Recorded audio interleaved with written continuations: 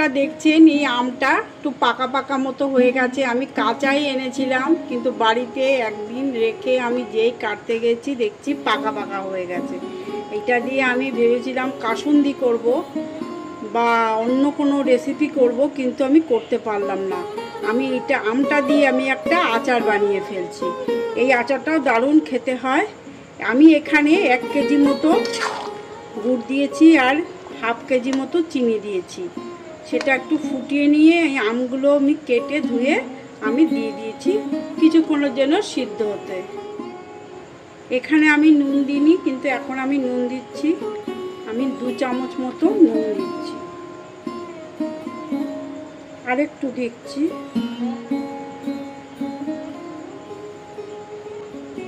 এক বড় ছোট চামচেরই 1 চামচ আমি হলুদ দিয়ে দিচ্ছি। এবার ভালোভাবে মিশিয়ে নেব। আর এখনো কিচ্ছু দিইনি, মশলাটা আমি পরে দেব। আমগুলো একটু সিদ্ধ হলে তারপর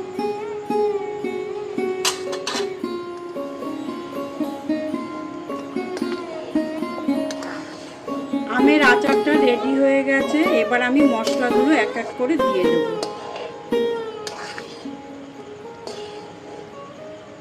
এখানে আমি শুকনো লঙ্কা 10-12টা মতো গুঁড়ো করে রেখেছি, এটা আমি এর মধ্যে দিয়ে দিচ্ছি। এই মশলাটা আমি তৈরি করে রেখেছি, এর মধ্যে ধনে, জিরে, মৌরি, জোয়ান সব আছে। আমি এটা আমার ভিডিওতে লিংক আছে, আপনারা দেখে নেবেন এই মশলাটা বানানো। এখানে আমি 2 চামচ মতো মশলা দিয়ে দিলাম।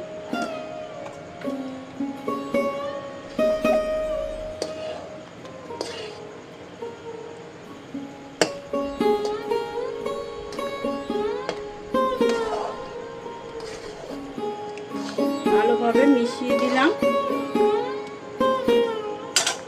এখানে আমি হাফ কাপ মতো ভিনিগার নিয়েছি। ভিনিগারটা দিলে প্রায় 1-1.5 বছর খুব ভালোভাবে থাকবে। এই ভিনিগারটা আমি এর মধ্যে দিয়ে দিলাম। এবার ভালোভাবে মিশিয়ে নেব। এই আচারটা আমি প্রায় 15 দিন রোদে দেব। রোদে না দিলে কোনো আচারই ঠিক মতো থাকে না। রোদ দিলে, রোদ্দুরটা লাগলে তখন আচারটা সুন্দরভাবে 1-2 বছরও সুন্দরভাবে খাওয়া যায়। আমি তো গত বছরের আচার আমরা এই বছরও খাচ্ছি, কিচ্ছু হয়নি, খুব ভালোভাবে খাওয়া যায়। আপনারা একটুখানি রোদে দেবেন, যে কোনো আচার একটু রোদে দিলে। এবার আমি এটাকে, এই আচারটাকে আমি রোদে দেব। এই আমের আচারটা আমি 10-15 দিন রোদে দিয়েছিলাম। দেখুন নিয়ে এসছি, কতটা ছিল শুকিয়ে এই জায়গায় এসছে। দেখুন এই উপরে একটা মোটা একটা লেয়ার পড়েছে রোদে শুকিয়ে। এবার আমি ফ্রিজে রাখি বা বাইরে রাখি, আমি এটা 1 বছর ধরে খেতে পারবো, কোনো অসুবিধা হবে না, কিচ্ছু নষ্ট হবে না, খুব ভালো থাকবে।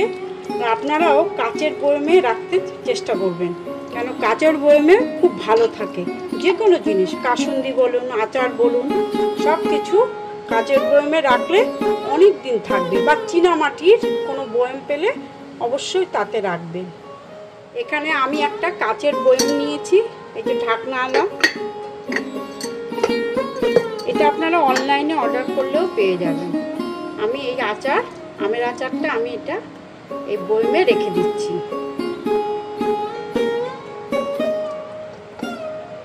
আর রোদ দিতে হবে না, যদি আপনারা মনে করেন রোদ দেব তাহলে অবশ্যই দিতে পারেন।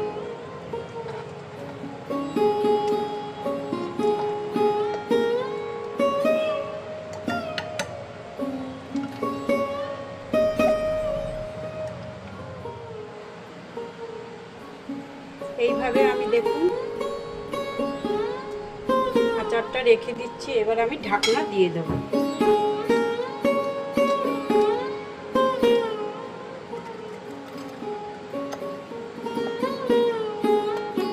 আপনারা এই আচারটা রুটি দিয়ে, পরোটা দিয়ে, বিভিন্নভাবে, ডালের সাথে বিভিন্নভাবে আপনারা খেতে পারবেন। আপনারা এইভাবে বাড়িতে বানিয়ে দেখবেন। একটু পাকা পাকা হয়ে গেছে আমটা, ফেলে দেবেন না যে না নরম হয়ে গেছে, বানিয়ে নেবেন, দেখবেন খুব সুন্দর খেতে হয়। এইভাবে আপনারা বানাবেন।